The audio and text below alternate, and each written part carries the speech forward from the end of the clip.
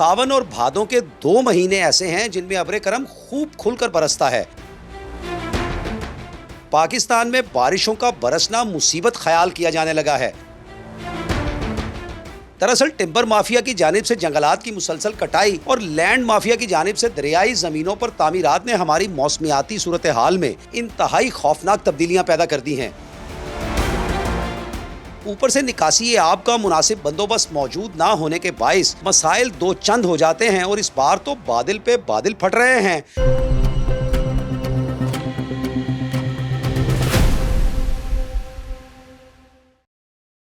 अस्सलामुअलैकुम, मेरा नाम है सजाद शफीक भट्ट और मेरे साथ मौजूद हैं सकलैन इमाम। नाज़रीन, बारिशें होती तो खुदा की रहमत हैं और इन्हीं बारिशों के ज़रिए दर हकीकत बनी नौ इंसान पर उनका रिज़्क नाजिल किया जाता है। बरसग़ीर के तारीखी हुक्मरान राजा बिक्रमजीत के बनाए कैलेंडर के मुताबिक सावन और भादों के 2 महीने ऐसे हैं जिनमें अब्र करम खूब खुलकर बरसता है और हर जानिब रंगारंग किस्म की बहारें फूट पड़ती हैं। इसीलिए हमारे खित्ते में सावन और भादों की बारिशें तो अपना अलग ही रोमानवी और जमालियाती रुख रखती हैं, लेकिन अब एक लंबे अरसे से पाकिस्तान में बारिशों का बरसना मुसीबत ख्याल किया जाने लगा है। दरअसल टिम्बर माफिया की जानिब से जंगलात की मुसलसल कटाई और लैंड माफिया की जानिब से दरियाई ज़मीनों पर तामीरात ने हमारी मौसमियाती सूरत हाल में इंतहाई खौफनाक तब्दीलियां पैदा कर दी हैं। ऊपर से निकासी आब का मुनासिब बंदोबस्त मौजूद ना होने के बाइस मसाइल दो चंद हो जाते हैं और इस बार तो बादल पे बादल फट रहे हैं। हादसात के नतीजे में सैकड़ों शहरी जाँ बहक और बीसियों लापता हो चुके हैं, अमलाक तबाह हो रही हैं, मुतादिद शहरों को आफत ज़दा करार दिया जा चुका है। जी सकलैन इमाम साहब, ये फरमाइए कि ये खैबर से कराची तक क्या हो रहा है? मानसून की बारिशें रहमत से जहमत क्यों बनती चली जा रही हैं? क्या ये सब हमारा अपना कसूर है, हमारी अपनी कोताहियां हैं? कुदरत की मेहरबानियों को हम अपनी तबाही का मूजब क्यों बना रहे हैं? अभी तो भादों की 5 तारीख आई है सकलैन इमाम साहब। पाकिस्तान में जो हो रहा है ये कुदरत की का ज़हमत नहीं कह सकते, बल्कि हम ये कह सकते हैं कि ये मिले जुले असबाब हैं इसके। एक तो ये कि बारिशें हर बरस होती हैं और ये कोई नया फिनोमेना नहीं है कि हम कहेंगे जी मानसून की बारिशें अब आई हैं जो पहले कभी नहीं आई थी। हर बरस आती हैं, पूरे साउथ एशिया में ये आती हैं बारिशें, और यही बारिशें जो हैं ये इस खित्ते की ज़रख़ेज़ी का भी सबब है। दरियाओं में जो पानी बह रहा है ये इन्हीं बारिशों की वजह से बह रहा है और ये एक साइकिल बना हुआ है। ये बारिशें होती हैं, पानी बहता है, पानी बह के समंदरों में जाता है, फिर ये यानी आबी ज़रात बनते हैं, फिर ये ऊपर आते हैं, बादलों में आते हैं, फिर ये बरसते हैं आके। तो ये सिलसिला तो एक बहुत बड़ी रहमत है और आप अगर देखें तो इसके नतीजे ही में यहाँ पे इतनी बड़ी ज़राअत का निज़ाम बना है। इसी के नतीजे में यहाँ के लोगों को, पूरे जनूबी एशिया के लोगों को खुराक मिलती रही है, गंदम मिलती रही, चावल मिलते रहे हैं। तो अब अगर ये ज़हमत से भी ज़्यादा मैं कहूँगा कहर अगर बना है तो इसमें जो इंसानों ने ख़ुद जो कोशिश की है इसको ख़राब करने की, इसको एक अपने लिए एक मुसीबत बनाने के लिए, उसके नतीजे में अब ये हो रहा है कि हम अपने इस खुदा की रहमत को अपने लिए जो कहर बना चुके हुए हैं, उसमें हमारी जो कंट्रीब्यूशंस हैं वो बहुत बड़ी अहम है। मिसाल के तौर पे आपने जैसा सही इशारा किया, दरख्त काटना सिर्फ दरख्त काटना ही नहीं है, पूरी इकॉनमी का एक तस्वर जो था हमारा, उसमें हमने लैंड डेवलपमेंट को फोकस रखा। क्योंकि आपकी इकोनॉमिक डेवलपमेंट जब हुई तो हमने इंडस्ट्रियलाइजेशन करने के बजाय हमने जो खुशहाली की, जो लोग बाहर भेजे, यानी टेक्सटाइल इंडस्ट्रीज से ज़्यादा हमने कोई बड़ी इंडस्ट्री लगाई नहीं है। हमें तो चाहिए था हाई टेक की तरफ जाते, और इस वक्त दुनिया जो AI की तरफ जा चुकी हुई है, जिससे हम बहुत दूर हैं। हमारे यहाँ शायद चंद एक कंपनीज़ होंगी जो शायद चंद $100 मिलियन की एक्सपोर्ट करती हैं इस सॉफ्टवेयर में या कंप्यूटर की इंडस्ट्री में, IT इंडस्ट्री में, जबकि अब ये IT से भी आगे बढ़ के AI बन चुकी हुई है। लेकिन हम अभी तक वहीं फंसे हुए हैं जिसको हम ये कहते हैं कि रॉ किस्म की इंडस्ट्री। पाकिस्तान में एक ज़माने में 30% से ज़्यादा जंगलात थे और अब ये 4.8% जंगलात रह गए हुए हैं। तो इसके नतीजे में ज़ाहिर है एक मौसमियाती जो असर है, जो मानसून के बादल आते हैं उनको कहाँ पे बरसना चाहिए, किस जगह तब्दीली आनी चाहिए, उनके रुख बदल जाते हैं, उनकी हवाएं बदल जाती हैं, क्लाउड बर्स्टिंग हो रही है। तो इस वजह से ये शुमाली इलाकों में तो हो रहा है, लेकिन हमें अगर देखें तो ये पैटर्न कराची में फिर क्योंकि कराची में तो क्लाउड बर्स्ट होने की वो असबाब नहीं है या हमें वो नज़र नहीं आएंगे जो कि दूसरे इलाकों में है। बांग्लादेश एक ज़माने में जो पाकिस्तान था, मशरक़ी पाकिस्तान कहलाता था, تو اس وقت بھی اس کے کچھ عرصے بعد تک بھی وہاں پہ سیلاب ہی سب سے بڑی ایک اس کی خبر ہوتی تھی. اس کے علاوہ ہم بنگلہ دیش یا مشرقی پاکستان کے بارے میں جانتے ہی نہیں تھے کہ وہاں پہ اور بھی کچھ ہوتا ہے یا نہیں ہوتا سوائے سیلاب آنے کے. اب انہوں نے وہاں پہ سیلاب کنٹرول کر لیے ہوئے، حالانکہ ان کے پاس بہت زیادہ وسائل نہیں ہیں. تو ایک اچھی پلاننگ اور لانگ ٹرم پلاننگ کے ذریعے یہ سب کچھ ہو سکتا ہے. اچھا ثقلین صاحب یہ بتائیے کہ یہ ایک اصطلاح استعمال ہو رہی ہے کلاؤڈ برسٹ کی. یہ کلاؤڈ برسٹ کیا ہوتا ہے؟ اور ہم اردو زبان میں یہ کلاؤڈ برسٹ کا ترجمہ کر رہے ہیں بادل پھٹنے کے طور پہ. تو کیا آپ ایک لنگوسٹک کے طور پہ یہ سمجھتے ہیں کہ یہ ترجمہ درست ہے کہ بادل پھٹتا ہے؟ اور یہ کلاؤڈ برسٹ ہوتا کیا ہے؟ تھوڑی سی اس کے بارے میں بھی تفصیل بتائیے ناظرین کو. دیکھیے، کلاؤڈ برسٹنگ جو ہے یہ ایک فینومینا یہ ہے کہ عام طور پہ جب بادل جو ہیں جن میں پانی موئسٹ ہوتا ہے اور یہ جب کہیں جا کے برستے تو ان میں سے ہلکا پانی نکلنا شروع ہوتا ہے، جو کہ اگر نیچے دباؤ زیادہ ہے اور ٹھنڈک زیادہ ہے تو یہ برف میں بھی تبدیل ہو سکتے ہیں. اور اگر موسم گرم ہے ذرا سا اور ویسا پریشرز نہیں ہیں، کیونکہ ایئر پریشر موسم علاقہ خطہ اس کے لحاظ سے یہ سنو فالنگ میں بدل جاتے ہیں یا بارش کے قطروں میں بدل جاتے ہیں. یہ تو ایک نارمل طریقہ ہوتا ہے. لیکن کلاؤڈ برسٹنگ کوئی نیا فینومینا نہیں ہے کہ آج ہوا ہے، یہ پہلے بھی ہوتا رہا ہے اور صدیوں سے شاید ہوتا رہا ہے، لیکن حالات بدلتے رہتے ان کے مطابق ہوتا ہے. کبھی زیادہ پانی بادلوں میں آ گیا اور وہاں پہ ان کو نیچے ایسی حدت ملی گرمی کی کہ جس سے وہ پانی جو ہے ہلکا اپنے مناسب رفتار سے ٹپکنے کی بجائے ایک دم سے کھل جاتا ہے. اس قسم کے جو بادل ہوتے ہیں جب ان کو یا تو موسم کی حدت مختلف ملتی ہے یا سامنے ٹکراؤ کسی اور پہاڑی سے ہو جاتا ہے یا کسی اونچی جگہ سے ہو جاتا ہے یا کوئی راستے میں ان کو فرض کے درخت ملنے چاہیے تھے وہ نہیں ملے، تو ان کے نتیجے میں ان کے بیہیویئر میں ایک تبدیلی آ جاتی ہے. یہ سب نیچرل چیزیں ہیں. جو ایسا فینومینا ہوتا ہے جس میں لوگ کھڑے نہیں ہو سکتے اس بارش کے قطروں کو، یعنی قطرے نہیں رہتے، پھر یہ بہت ایک سمجھے کہ پرنالے سے ٹوٹ گئے ہوئے اس طرح کی حالت ہو جاتی ہے. تو یہ ایک فینومینا ہو رہا ہے اور یہ کوئی نیا نہیں ہے، لیکن اب ذرا زیادہ ہو رہا ہے. اچھا ثقلین صاحب، جیسا کہ آپ نے بتایا، ہم نے بھی بچپن میں یہی پڑھا کہ مونسون کے بادل خلیج بنگال سے اٹھتے ہیں، بنگلہ دیش اور بھارت میں برستے برستے پھر پاکستان میں داخل ہوتے ہیں. لیکن مجھے یاد پڑتا ہے ہم نے یہ بھی پڑھا کہ جہلم کے قریب جا کے یہ سسٹم کمزور پڑنا شروع ہو جاتا تھا. لیکن اس دفعہ KPK کے اندر اور پچھلے کچھ سالوں سے ہم یہ دیکھ رہے ہیں کہ یہ پیٹرن جو ہے وہ ہائے جا رہا ہے کہ نارتھ میں یہ سسٹم بہت زیادہ تباہیاں لے کے آتا ہے. ویسے تو اس کو تباہی نہیں کہنا چاہیے، پانی تو جتنا آئے اتنا اچھا ہے، زمین کے لیے بھی اچھا ہے، انسان کے لیے بھی اچھا ہے. لیکن یہ کہ یہ سسٹم کمزور نہیں پڑ رہا. اور ہمیں تو اب محکمہ موسمیات یہ رپورٹ کر رہا ہے کہ بلوچستان کے بھی کچھ علاقوں کے اندر جو ہے وہ مونسون جو ہے وہ اپنا، جس کو آپ نے لفظ استعمال کیا اور بالکل ریلیونٹ لفظ استعمال کیا، کہ قہر ڈھاتا ہے. تو یہ مطلب کیسے ہوگا؟ اتنی تیزی سے تو درخت بھی نہیں لگائے جا سکتے، اور ظاہر ہے جو چیڑ کے درخت جس طرح سے انہوں نے کاٹے ہیں تو وہ تو بڑا ٹائم لیتے ہیں وہ درخت لگانے میں. تو اس کا کوئی فوری حل بھی ہو سکتا ہے؟ فوری حل، دیکھیے فوری حل جو قدرتی نظام ہوتے اس کے فوری حل نہیں ہوتے، اس کی پوری منصوبہ بندی کی جاتی ہے. ابھی آپ کے سامنے تو صرف یہ ہے نا جو ناردرن ایریاز میں ہوا ہے، شمالی علاقہ جات میں، اور یہ خیبر پختونخوا میں ہوا ہے، یا ابھی تو ہمیں گلگت وغیرہ کی خبریں کم آ رہی ہیں، وہاں بھی ہوا ہے اس طرح کی. لیکن کلاؤڈ برسٹ نہیں ہوا، لیکن رینز وہاں بھی ہوتی ہے، سیلاب وہاں بھی آتے ہیں. اور پہاڑی علاقوں میں جو سیلاب آتے ہیں تو ان کا ریلا جو ہوتا ہے وہ بہت طاقتور ہوتا ہے، بہت ہی طاقتور ہوتا ہے، کیونکہ اونچائی سے بڑی تیزی کے ساتھ پانی نیچے کی طرف آ رہا ہوتا ہے اور اس کے راستے میں جو آتا ہے وہ بہہ جاتا ہے اور بلکہ تباہ ہو جاتا ہے، اریز ہو جاتا ہے. لیکن میدانی علاقوں میں جب پانی کا ریلا آتا ہے تو اس میں یہ ہوتا ہے کہ وہ ڈوبتے ہیں، اور ڈوبنے کے نتیجے میں جو بھی چیزیں ہوتی ہیں یا تباہ ہوتی ہیں وہ ہوتی ہیں. تو اب اگر ہم دیکھیں تو اس کا فوری علاج تو یہی ہے کہ لوگوں کے لیے ریسکیو کیا جائے، ان کی مدد کی جائے اور دیکھا جائے کہ اسٹڈی کی جائے کہ کیا کچھ کیا جا سکتا ہے. لیکن لانگ ٹرم پلاننگ ہونی چاہیے تھی. یہ صرف سیاسی رہنمائی کی ذمہ داری نہیں ہوتی، بلکہ ایڈمنسٹریشن، بیوروکریسی، جو سب کے سب لوگ بیٹھے ہوتے ہیں جن کا کام پرماننٹلی ان ملازمتوں میں رہنا، انہیں ایک منصوبہ بندی کرنی چاہیے. پاکستان کے پاس ایک پلاننگ ڈویژن بھی ہے، اس کا یہ کام تھا کہ پورے ملک کی پلاننگ کرتا کہ فلڈس کو کس طرح روکنا ہے اور فلڈس کو کس طرح مینیج کرنا ہے. تو اس میں بلو پرنٹس بنتے رہے ہیں مختلف موقعوں پہ، عمل درآمد نہیں ہوا. اور عمل درآمد نہ ہونے کی بنیادی وجہ جو ہے وہ آپ کے پولیٹیکل سٹیبلٹی نہیں رہی. تو جب پولیٹیکل سٹیبلٹی نہیں ہوتی ہے تو آپ کی جو ایلوکیشن ہوتی ہے ریسورسز کی، وہ کسی ایک بڑے پروجیکٹ کے لیے نہیں ہوتی، بلکہ حکمران کی مرضی کے مطابق یا ان کے تابع ہو جاتی ہے. تو ہمارے اس کے بعد سے اب یہ ٹرینڈ یہ آیا کہ جب انسٹیبلٹی ہوتی ہے تو ہر حکومت کو یہ محسوس ہو رہا ہوتا ہے کہ ہم پتہ نہیں کتنا عرصہ رہیں گے یا نہیں رہیں گے، اس میں جو ہم اپنا فائدہ اٹھا سکتے اٹھا لیں. لیکن اگر آپ کراچی کی بھی حالت دیکھیں جو کہ آپ کا ایک میگا سٹی ہے، سب سے بڑا آپ سمجھ لیجیے جو پاکستان کا ایک میگا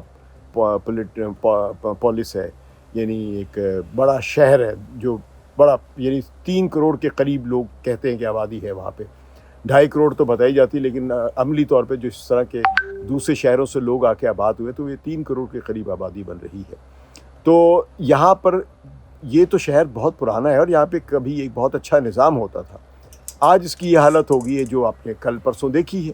اچھا ثقلین صاحب، ابھی آپ نے یہ جو بات کی ہے نا مقامی حکومتیں، تو ہمارے ملک کے اندر جو ہے وہ مقامی حکومتوں کا تو کوئی نظام ہی موجود نہیں ہے. ہمارے یہاں تو جب جو ڈکٹیٹرز آتے ہیں وہ بلکہ کونسلرز کے الیکشن کراتے ہیں. ہمارے یہاں پہ پولیٹیکل جو پارٹیز آتی ہیں وہ تو کونسلرز کے الیکشنز ہی نہیں کراتی، کونسلرز تو موجود ہی نہیں ہوتے. تو کونسلر جس نے مقامی سطح کے اوپر، گلی کے اوپر، محلے کے اوپر، دیہات کے اوپر کام کرنا ہے وہ تو موجود ہی نہیں ہے.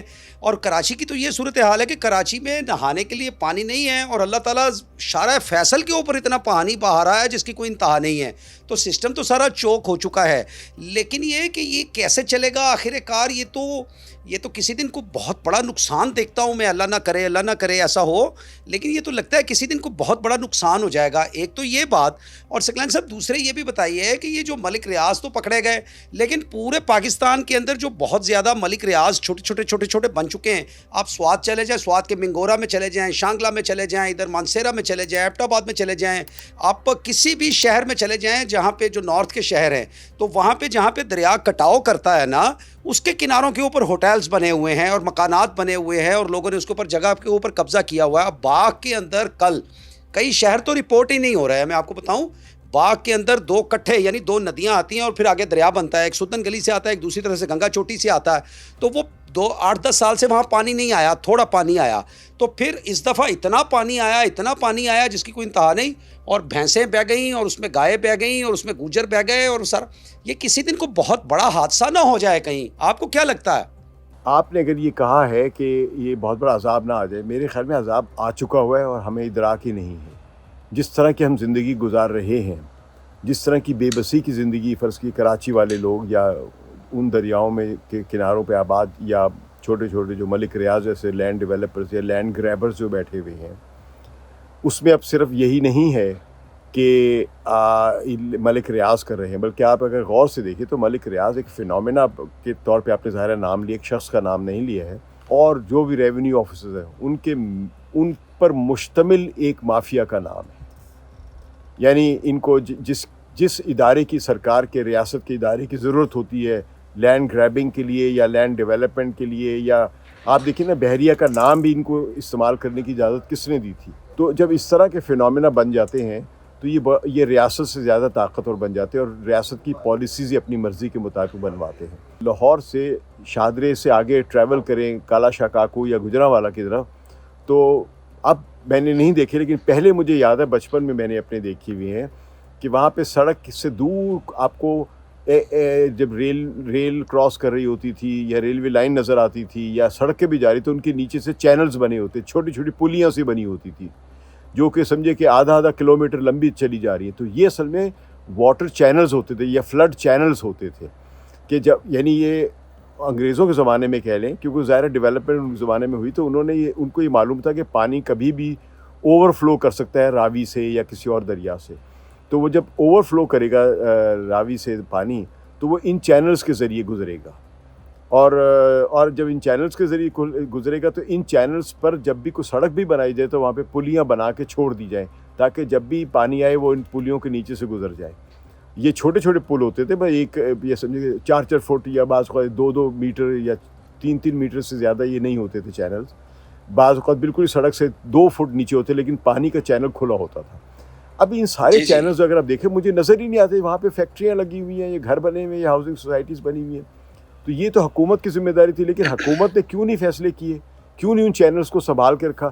وہ اس لیے نہیں رکھا کہ حکومت نے وہاں پہ وہ کھڑے کر دیے، مکانات کی اجازت دے دی، یا نہیں بھی اجازت دی تھی تو مقامی سطح پر کسی M P A M N A یا کسی بڑے بدماش نے کسی کو پیسے لگائے، کسی ایکس سی این کو، کسی ایس ڈی او کو، کسی چیف انجینئر کو، کسی سول سرونٹ کو، کسی ڈپٹی کمشنر کو پیسے لگائے. اب آپ نے دیکھا کہ ڈپٹی کمشنر کتنے زیادہ لینڈ کے گھپلوں میں انوالو نظر آتے ہیں, اسسٹنٹ کمشنر وغیرہ یا تحصیلدار وغیرہ.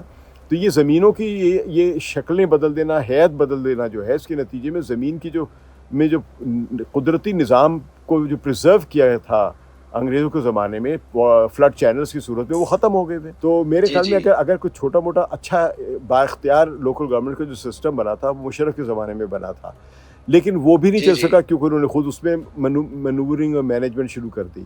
لیکن اس کا نقصان دیکھیے سب سے بڑا جو ہو رہا ہے کہ ایک تو دیکھیے کہیں بھی لوکل لیول پہ لوگ اپنے مقامی مسائل جو آپ صرف کونسلرس کی بات کر رہے تھے, کونسلر کی رسائی نہیں ہے, کونسلر موجود نہیں ہے.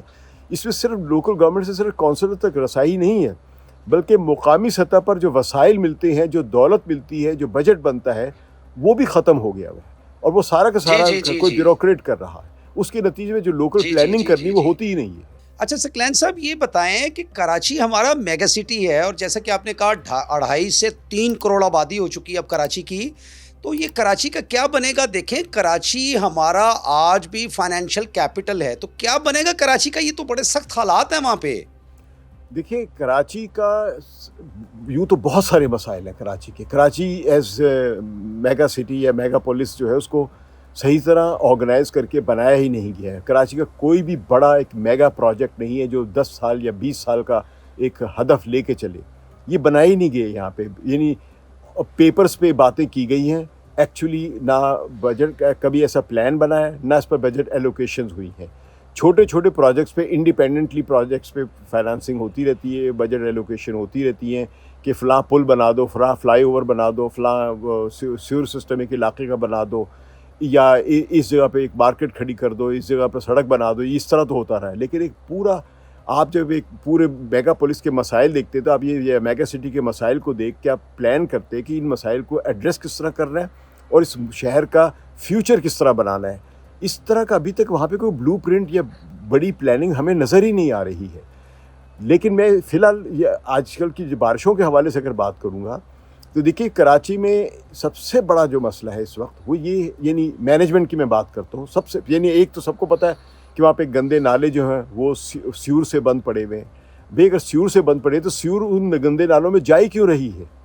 پاکستان کا یہ اتنا بڑا شہر ہے, اس کو دیکھنا چاہیے تھا شروع ہی سے. لیکن یہاں پہ کیا ہو رہا ہے کہ جو آپ کے گھروں کا ویسٹ نکلتا ہے یا انڈسٹریل ویسٹ نکلتا ہے جو کہ گٹروں میں جا رہا ہے, یہی گٹر کا سارا پانی جو ہے یہ ان نالوں میں جا رہا ہے جو کہ بیسیکلی رین سٹارم یعنی بارشوں کے پانی کے اخراج کے لیے بنے ہوئے ہیں قدرتی طور پہ. کراچی میں آپ کو شاید علم ہو کہ وہاں پہ 40 کے قریب نالے ہیں جو بڑے میگا کراچی میں بہہ رہے ہیں, اور ان ہر 40 نالوں کے ساتھ ساتھ ان کی ٹرشری جو چھوٹی چھوٹی برانچز ہوتی ہیں وہ بھی قدرت نے بنا کے رکھی رہی ہیں وہاں پہ. لیکن ان میں سے کئی جگہوں پہ نالوں کی تو انکروچمنٹ ہوئی ہوئی ہے, اور جو ٹرشری جو کانٹیکٹس ہیں یعنی جو ان نالوں میں جو چھوٹے چھوٹے جو نالے نالیاں کہہ لیں جو بہتی ہیں قدرتی طور پہ وہ بند بھی ہو چکی ہیں بہت سارے. تو نتیجہ یہ ہے کہ جب بارش کا پانی آتا ہے تو ایک تو ان نالوں میں جانے میں آسانی نہیں ہوتی ان کی. دوسرا یہ کہ اپنی طرف پتہ نہیں کسی انجینئر نے سوچا تھا جو کہ پرانا سسٹم تھا جب آبادی بھی زیادہ نہیں ہوتی تھی اور بہت یعنی سمجھے کہ کراچی میں ہارڈلی 10 لاکھ بھی آبادی نہیں تھی ایک زمانے میں. تو وہ ایک نظام یہ تھا کہ جو سیور سسٹم کا پانی تھا اسی کو نالوں میں ڈال دیا جاتا تھا. لیکن اب وہاں پہ اتنی 3 کروڑ کے قریب, آپ 3 کروڑ نہ بھی مانیں 2.5 کروڑ کے قریب لوگوں کا جب ویسٹ جو نکل رہا ہے وہ ان گٹروں میں جب جا رہا ہے تو گٹروں سے نکل کے نالوں میں گر رہا ہے. جبکہ ماڈرن سسٹم یہ ہے کہ جو گٹر کا جو پانی ہے جو سیور ہے اس کو اب نالوں میں نہ ڈالیں, نالوں کو نیچرل رین سٹارم واٹر ہی کے فلو کے لیے رکھے, اور ان گٹروں میں جو سیور آ رہا ہے اس کے لیے اب ٹریٹمنٹ پلانٹس لگا کے ان کو پھر سمندر میں ڈالیں. تو اس وقت آپ نہ صرف یہ کہ اپنے نالے گندے کر رہے ہیں, نالے بند کر رہے ہیں, ان پہ انکروچمنٹ ہو رہی ہے, ان میں بلاکیج بھی آ رہا ہے. کیونکہ سیور سسٹم میں جب پانی نالوں میں جاتا ہے تو نالوں میں تو عام طور پہ رین سٹارم آتا ہے, وہ صاف پانی ہوتا ہے, بہتر پانی ہوتا ہے. جب سے سیور جا رہا ہے تو سیور میں پلاسٹک بھی ہے, گند ولا بھی ہے, اور وہ ایک تھک واٹر ہوتا ہے, وہ بلاکیج پیدا کر دیتا ہے. اس بلاکیج کے نتیجے پانی شہر میں ٹھہر جاتا ہے. تو ایک تو یہ لانگ ٹرم پلاننگ جو ہے یہ آسان کام نہیں جو میں عرض کروں آپ سے کہ یہ سیور واٹر کو الگ اس سسٹم اس کا فلو رکھا جائے جو کہ گندے نالوں میں یا جن کو گندا نالا کہہ رہی ہے یہ نالے تھے, یہ برساتی نالے تھے, یہ گندے نالے نہیں تھے. جی جی جی جی جی جی جی جی تو ان کو محفوظ کرنا چاہیے. اب اس کو محفوظ کرنے کے لیے آپ کو جو بجٹ چاہیے ہے وہ کوئی سمجھ لیے کہ 1 ٹریلین روپیز یا تقریباً سمجھ لیے کہ 2.5 ارب ڈالرز چاہیے آپ کو. تو یہ تو ہو گیا بجٹ کی صورت. لیکن اس سے بڑی اہم آپ دیکھیے کراچی کے ساتھ ظلم ہے یہ میرے خیال میں کہ کراچی میں اب یہ آپ نے دیکھا نا پانی ہے, یہ سیور واٹر ہے یا فلڈ واٹر ہے یا رین سٹارم واٹر ہے یا واٹر ملنے کا جو نظام ہے, اس کے لیے 5 ادارے سے زیادہ ہے وہاں پہ کام کر رہے ہیں اور ان میں سے کوئی یونیفائڈ نہیں ہے, کوئی فریگمنٹیشن اتنی زیادہ ہے.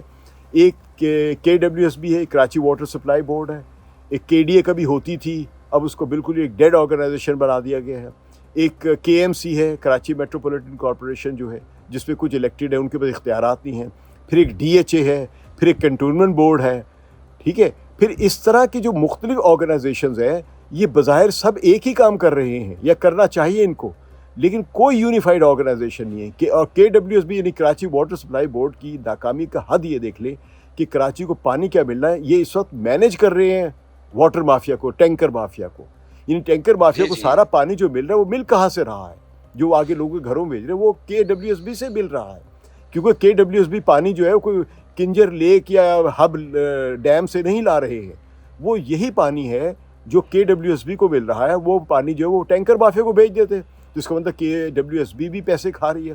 تو یہ سب جگہ کوئی نہ کوئی پیسے کھا رہا ہے. پھر یہ گھروں کے بنانے کی جو منظوری ہے, یہ کون سا ادارہ ہے؟ یہ سندھ کا ہاؤس بلڈنگ ریگولیشن کر رہا ہے. تو یہ سب مل کے کراچی کو نوچ کے کھا رہے ہیں اپنے پیسے بنانے کے لیے, لیکن مل کے کراچی کو بنانے کی کوشش نہیں کر رہے ہیں. تو اس میں بنیادی طور پہ تو جو ظاہر 2.5 بلین جو ڈالرز ہیں اتنے ایک دم سے تو نہیں آئیں گے, لیکن آ سکتے ہیں. یہ نہیں کہہ سکتے, میں کہوں گا کہ یہ ناممکن ہے, کیونکہ کراچی جیسا کہ فائنینشیل ہب ہے, آج اگر یہ بہتر حالات میں چلنا شروع ہو جائے تو اتنا ریونیو جنریٹ کر سکتا ہے کہ 2.5 ارب بھی بڑے آرام سے ادا کر دے گا. لیکن اب پہلے ابتدا تو کرے نا, وہ ادارے مضبوط کرے. اور اداروں میں سب سے پہلے یہ کہ کراچی کو رن کرنے کے لیے ایک ادارہ بنائے, ایک ادارہ, اور وہ سیاسی لوگ نہیں بننے دیں گے. کیونکہ اب سیاستدانوں کو خطرہ یہ ہے, خاص طور پہ کیونکہ سندھ اور کراچی کی جو تقسیم ہے یہ پاکستان کی پوری سیاست کو کھا رہی ہے. اس کے نتیجے میں سندھ کا جو وڈیرا ہے, جاگیردار ہے, جو بھی ہے وہ ہمیں ایک سندھی نیشنلزم کو خوف یہ کہ کراچی ہمارے ہاتھ سے نکل رہا ہے, تو وہ کراچی کو قابو کرنا چاہ رہے ہیں. حالانکہ یہاں پہ قابو اس طرح نہیں ہوگا کہ ان کے اداروں کو توڑ دیا جائے یا ان پر قبضہ کر لیا جائے. کراچی اسی طرح قابو ہوگا کہ اس کو ڈیولپ کریں گے. جب ڈیولپ کریں گے تو اس میں اس سے دولت بڑھے گی, اور وہ دولت سندھ میں بھی جائے گی, ملک میں بھی جائے گی. تو اس میں بنیادی طور پہ تو یہ میں نے صرف اشارتاً چند باتیں کی, اس میں اور بھی بہت ساری باتیں کی جا سکتی تھیں. بہت شکریہ آپ کا. تو ناظرین, آپ سن رہے تھے ثقلین امام صاحب کو, اور آپ کو ساری تفصیلات فراہم کی کہ خدائے بزرگ و برتر تو ہمارے اوپر کرم فرمائیوں پہ کرم فرمائیاں کیے چلا جا رہا ہے, اور بارشیں برس رہی ہیں اور پانی آ رہا ہے, اور بارش سے برسنے والا پانی صاف ترین کرسٹل کلیئر پانی ہوتا ہے. اس کو اکٹھا کر کے پینے کے طور پہ استعمال کیا جا سکتا ہے. اور لیکن ہم اللہ کی طرف سے نازل کردہ کرم کو خود اپنے ہاتھوں قہر میں بدل رہے ہیں. اصل میں مقامی حکومتوں کا قیام ضروری ہے, ٹمبر مافیا اور لینڈ مافیا کے خلاف کارروائی ضروری ہے, اسی طرح شجر کاری کی پالیسی کو اختیار کیا جانا ضروری ہے, اور کراچی کے لیے, خصوصاً کراچی کے لیے ایک میگا پلان کی ضرورت ہے. اور 30 سے 40 سال لگیں گے اب ہمیں, 30 سے 40 سال, تاکہ ہم اس سارے مسئلے میں سے باہر نکل سکیں.